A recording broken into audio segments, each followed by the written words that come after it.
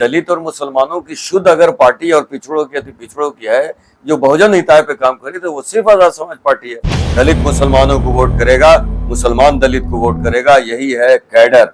जो कैडर या तो आरएसएस के पास है या भीम आर्मी और आजाद समाज पार्टी के पास। बिहार के एक एक व्यक्ति जो बिहार में चंद्रशेखर आजाद जी की विचारधारा पे चले वही एमएलए होंगे, वही मुख्यमंत्री होंगे। दलित समाज का बड़ा हिस्सा हमारे साथ है। आप अपने ही पिताजी की विचारधारा से विपरीत जाकर A to Z की बात करें। अगर उन्होंने दलित और मुसलमानों पे और पिछड़ों पे काम किया होता तो ये कहानी बदल जाती। सवाई ने एम को वोट किया, क्यों मुसलमान हार जाता है राजद से? वहीं जीतता है जहां 80,000 85,000 से ज्यादा मुसलमान हो, बाकी जगह हारता क्यों मुसलमान? समाज तैयार है चंद्रशेखर आजाद जी के साथ खड़े होने के। इसी तो डर से सबकी कांप रही, लेकिन हमने उनसे ये कहा कि ये अंधेरे में मिलकर हम नाजायज रिश्ता नहीं निभाते। हम औराई से मुसलमान लड़ाएंगे, काटी से मुसलमान लड़ाएंगे, लेकिन टाउन से हमने दलित क्योंकि हम 15% को टिकट देंगे नहीं, संगठन में जगह देते नहीं, उनके पास अनेकों पार्टी। आजाद समाज पार्टी इस बार सत्ता की चाबी लेकर घूमेगी। इस न्यूज के प्रायोजक है अफजल फर्नीचर। भीम आर्मी के संस्थापक और आजाद समाज पार्टी के सुप्रीमो सांसद चंद्रशेखर आजाद रावण की पार्टी बिहार में 100 सीटों पर चुनाव लड़ने की तैयारी में है। आपको बता दें कि चंद्रशेखर आजाद रावण की एएसपी पार्टी यानी कि आजाद समाज पार्टी के प्रदेश अध्यक्ष जौहर आजाद सोमवार की देर रात मुजफ्फरपुर जिले के दामोदरपुर पहुंचे। दामोदरपुर के स्थानीय सरपंच प्रतिनिधि और आजाद समाज पार्टी के नेता कामरान रहमानी उर्फ बिक्की रहमानी के आवास पर प्रदेश अध्यक्ष जौहर आजाद कार्यकर्ताओं के साथ बैठक की। बैठक के बाद उन्होंने रात्रि भोजन भी उनके आवास पर ही किया। आपको बता दें कि जौहर आजाद के पहुंचने पर कामरान उर्फ बिक्की रहमानी ने गर्मजोशी के साथ अपने पार्टी के प्रदेश अध्यक्ष का स्वागत किया। फूल माला पहनाकर और बुके देकर उनका स्वागत किया गया। इस मौके पर सैकड़ों की संख्या में लोग जुटे हुए थे। आपको बता दें कि इस दौरान जौहर आजाद ने आजाद समाज पार्टी के विजन को लोगों के बीच रखा। उसके बाद उन्होंने प्रेस मीडिया को संबोधित करते हुए बिहार में चुनाव कितने सीटों पे लड़ेंगे, कौन गठबंधन में लड़ेंगे, क्या चुनाव की रणनीति है, इन तमाम विषयों को लेकर उन्होंने अपनी बातें रखी है। आगे सुनिए इस पूरी वीडियो में कि एएसपी पार्टी के प्रदेश अध्यक्ष जौहर आजाद आखिर क्या कह रहे हैं। क्या उद्देश्य को लेकर के पहुंचे हैं? उद्देश्य तो बस एक ही है कि शोषित वंचित समाज के लिए जो हम लगभग 1 दशक से ज़्यादा हो गया लड़ते हुए, उनकी आवाज़ हम रहे हैं। पार्टी और संगठन खासकर मुजफ्फरपुर में बहुत मजबूत रहा है। कई केसेस हम लोगों पे हुए और शोषित वंचित समाज, दलित, पिछड़े मुसलमानों के लिए लड़ाइयाँ लड़ी गई हैं। ऐसे में जिस तरह से समाज से के द्वारा ही हमें संपर्क किया जा रहा है कि हमें ज़्यादा से ज़्यादा सीट पे लड़नी चाहिए, तो हम मुजफ्फरपुर टाउन से भी लड़ रहे हैं, हम मीनापुर से भी लड़ेंगे, औराई से भी लड़ेंगे, कांटी से भी लड़ेंगे। तो उसी चुनाव की तैयारी हो रही है। सब जगह कार्यकर्ताओं से मुलाकात की जा रही है और 100 सीटों की विधानसभा प्रभारी नियुक्त कर दिए गए थे, जिनकी समीक्षा भी कल पटना में हो गई 28 तारीख को। और ज़्यादातर बूथ कमेटी हमारे कंप्लीट हैं और समाज तैयार है चंद्रशेखर आज़ाद जी के साथ खड़े होने के लिए। वो समाज आज जो कल बोलने से डरता था, जो थाने में जाने से डरता था, जो आवाज़ उठाने में डरता था, आज चंद्रशेखर आज़ाद जी ने जो संघर्ष किया, जो उनकी विचारधारा पहुंची, तो आज सब ताकत महसूस कर रहे हैं। अब यह है कि शोषित वंचित समाज जब सत्ता की बागडोर अपने हाथ में ले लेगा तो संविधान की पूरी तरह से संविधान भी लागू होगा। मेरा भाई महाराष्ट्र में, गुजरात में, दिल्ली में भाषा पे और प्रांत के नाम पर मारा नहीं जाएगा। मेरा भाई घर में रहकर अपने बीवी बच्चों के साथ, माँ बाप के साथ यहाँ कारोबार कर पाएगा। एक निजीकरण के नाम पर जो स्कूल, प्राइवेट स्कूलों का, प्राइवेट हॉस्पिटलों में जो धंधा चल रहा है, उसका राष्ट्रीयकरण करके प्राइवेट स्कूल कॉलेज को बंद करके पीएम सीएम डीएम के जहाँ बच्चे पढ़ेंगे वहाँ हमारे गरीब किसान के बच्चे पढ़ेंगे, वहीं इलाज होगा। तो ये बस यही सपना को साकार करने के लिए भाई चंद्रशेखर आजाद जी के विचारधारा को लेकर हम उनके सिपाही निकले हैं। चुनाव अकेले लड़ना है या फिर किसी गठबंधन के साथ मिलकर लड़ेंगे? कोई ऐसी पार्टी नहीं, कोई ऐसा दल नहीं, कोई ऐसा गठबंधन नहीं जिसने आज़ाद समाज पार्टी को संपर्क नहीं किया हो, और कोई ऐसा जीता हुआ विधायक नहीं, कोई ऐसा जीता हुआ सांसद नहीं जिसने आज़ाद समाज पार्टी को संपर्क ना किया हो।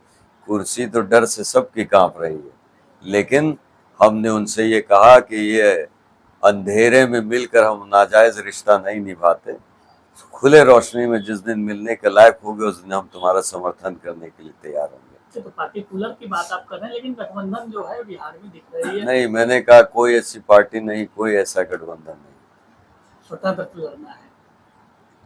जो संपर्क हमसे नहीं कर रहा, ये मैंने कहा। और चूंकि हम विचारधारा के लोग हैं, हमारी कुछ शर्तें हैं एनडीए छोड़कर, चूंकि एनडीए ऐसा है जिसके साथ हम जा नहीं सकते किसी भी कीमत पर, लेकिन बाकी जो गठबंधन बचते हैं, जो दलें बचती हैं, उनको हमारे शर्त जो भाई चंद्रशेखर आज़ाद जी ने दिया है वो हमने उनको दे दिया है।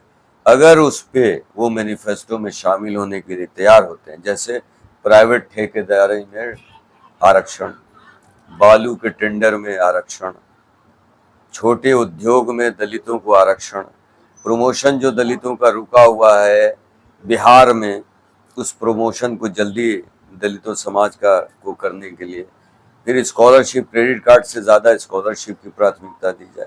तो इन सारे शर्तों को अगर वो मानते हैं, या और हमने यही कहा कि प्राइवेटाइजेशन जो एजुकेशन में है और मेडिसिन में है उनको ख़त्म कर दें, तो ये सारी शर्तें जो दल मानेगा, तो आपकी भाजपा को छोड़कर जो मानेगा, हम उसके साथ जाने की घोषणा जल्द करेंगे। सवाल उठता है कि चंद्रशेखर आजाद रावण जी की जो जनाधार अपनी है जी, उत्तर प्रदेश में उनकी दिखती है, बिहार में तो आपकी जमीन है नहीं, दूसरे की जमीन पे खेती करने आए हैं। माफ कीजिएगा, दूसरी की जमीन भारत जो है वो पहले, पॉलिटिकल जमीन की बात। जी, मैं आपके सवाल का जवाब देता हूँ। शायद या तो आप चंद्रशेखर आज़ाद जी के कार्यक्रम को नहीं देखते, या ये नहीं देखते कि उनका प्रदेश अध्यक्ष शुद्ध बिहारी है, वो बिहारी जो बिहारियों के लिए लड़ता है, बिहारियों के लिए मरता है। और आपको ये बता दें कि 2 सितंबर से हम राजनीतिक हिस्सेदारी यात्रा चला रहे हैं, और पूरे विधानसभा में साइकिल चलाई है। कहीं कोई भी विधानसभा नहीं था जहां 18 किलोमीटर से दूर कम साइकिल चली हो। और उस साइकिल यात्रा में जब भीड़ आप देखेंगे, तो मैं आपको चुनौती देता हूं पत्रकार महोदय, कि आप बड़े बड़े लीडर जो दिल्ली से आए, जो बिहार के मुख्यमंत्री बनने का दावा कर रहे हैं, जो A to Z की बात कर रहे हैं, अपने ही पिताजी की विचारधारा से विपरीत जाकर A to Z की बात कर रहे हैं, उन सब की भीड़ और चंद्रशेखर आज़ाद जी के मामूली से कार्यकर्ता जौहर आज़ाद की भीड़ की तुलना करें, उसके बाद आप ये कहें कि दूसरे की जमीन। बिहार के एक एक व्यक्ति जो बिहार में चंद्रशेखर आज़ाद जी की विचारधारा पे चले, वही MLA होंगे, वही मुख्यमंत्री होंगे। चंद्रशेखर आज़ाद जी ना यहाँ से विधायक बनना चाहते हैं, ना यहाँ से मंत्री बनना चाहते हैं, ना यहाँ से मुख्यमंत्री बनना चाहते हैं, ना सांसद बनना चाहते हैं। यही बिहार का बेटा उनकी पार्टी से विधायक भी होगा, और मंत्री भी होगा, मुख्यमंत्री भी होगा। वोट बैंक की राजनीति होती है, हर जगह देखी जाती है। बिल्कुल। बिहार में आपका क्या आधार है? दलित समाज का बड़ा हिस्सा हमारे साथ है। वो तो RJD आप कैमूर में कार्यक्रम देखें, कैमूर में 7.5 घंटे, उसमें कम से कम 5000 महिलाएं थी, 7.5 घंटे बैठे रहे, रोड जाम में मैं फंसा रहा। तो दलितों को आवाज दी, ऐसा लालू जी, मैंने क्या कहा कि लालू जी के विपरीत विचारधारा पे कैसे A to Z की राजनीति लालू जी की हो सकती है? अपने ही पिता के विपरीत विचारधारा पे जा रहे हैं माननीय Tejashwi Yadav ji. A to Z ये बताइए कि A to Z में उनको स्वर्णों का कौन सा हिस्सा मिलने जा रहा है? अगर उन्होंने दलित और मुसलमानों पे और पिछड़ों पे काम किया होता तो ये कहानी बदल जाती। MY समीकरण से पार्टी आगे नहीं बढ़नी चाहिए। MY किस Y ने M को वोट किया? क्यों मुसलमान हार जाता है राजद से? वहीं जीतता है जहां 80,000 85,000 से ज्यादा मुसलमान हो, बाकी जगह हारता क्यों मुसलमान? ये सवाल है। तेजस्वी यादव जी ने कैडर नहीं बनाया, उन्होंने राजनीतिक समीकरण गठबंधन बनाए हैं दलित, ये यादव और मुसलमान का। हमने सामाजिक गठबंधन बनाया दलित मुसलमानों को वोट करेगा, मुसलमान दलित को वोट करेगा। यही है कैडर, जो कैडर या तो आरएसएस के पास है या भीम आर्मी और आजाद समाज पार्टी के पास है।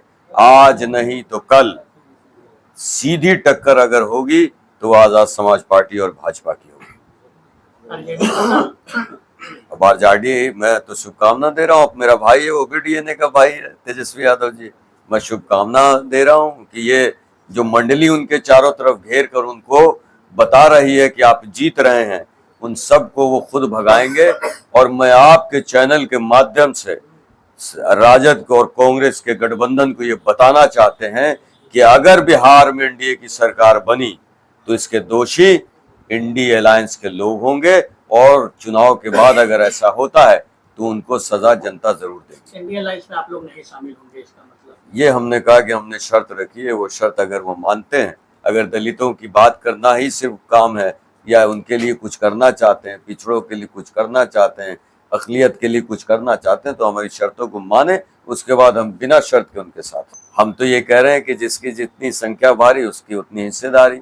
तो जहां मुसलमान की संख्या होगी वहां मुसलमान लड़ेगा, जहां दलितों तो आप दलित देंगे? दलित को 38 सीट थोड़ी दिया हमने, 40 सीट से 50 सीट लगभग देने जा रहे हैं। आपके इसी मुजफ्फरपुर टाउन में संतोष अंबेडकर मेरा युवा छोटा भाई है, दलित समाज से आता है, हम उसको लड़ा रहे हैं क्योंकि वहां से मुसलमान समीकरण में नहीं जीत पा रहा है।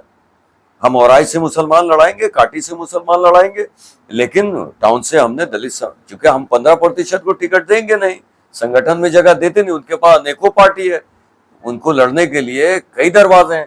लेकिन दलित और मुसलमानों की शुद्ध अगर पार्टी और पिछड़ों की अति पिछड़ों की है जो बहुजन हिताय पे काम करी, तो वो सिर्फ आजाद समाज पार्टी है। तो ऐसे में हिस्सेदारी तो बढ़ेगी। मुसलमानों की अगर हिस्सेदारी 18% है तो उन्हें 20% टिकट मिलेगा। दलितों की आबादी अगर 20% है तो उन्हें 22% टिकट मिलेगा। पिछड़ों की जितनी है, ईबीसी की जितनी, उनको हिस्सेदारी ज्यादा मिली, वो 15% हम आपस में ही तो बांटेंगे। मजबूती से चुनाव लड़ी जाएगी 2024। पूरी खूटा, और मैं बता रहा हूँ कि चाणक्यों को धूल चटाएंगे इस बार। आजाद समाज पार्टी इस बार सत्ता की चाबी लेकर घूमेगी और दलितों पिछड़ों की आवाज बन के उभरेगी। और जैसे सरकार बनेगी, अगर चाबी हमारे पास है तो मुख्यमंत्री को उसी दिन कार्यालय जाके बहुत सारे काम सिग्नेचर करके ये दिखाना पड़ेगा कि आजाद समाज पार्टी का डंडा और झंडा पीछे लग चुका है। शादी का फर्नीचर सेट 34,500 से स्टार्ट। AFZ फर्नीचर के ऑफिशियल YouTube चैनल पर विजिट करिए विशेष जानकारी के लिए और परचेज करिए बिहार के सबसे बड़े शोरूम से।